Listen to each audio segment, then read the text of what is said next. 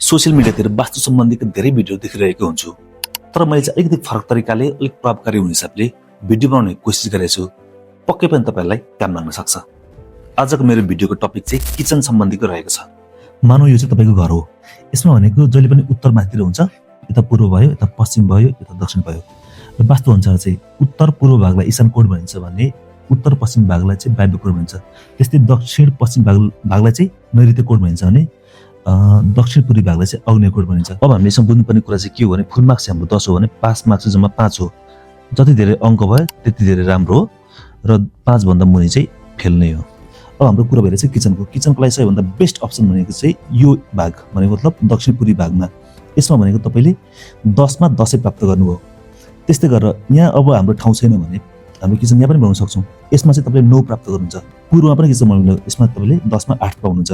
त्यस्तै गरेर दक्षिणमा बनाउँदा 7 प्राप्त हुन्छ भने पश्चिममा 6 प्राप्त हुन्छ। र योभन्दा बाहेक जस्तो उत्तर पूर्वमा त कहिले पनि किचन बनाउनै हुँदैन, यो त 0 हो होइन।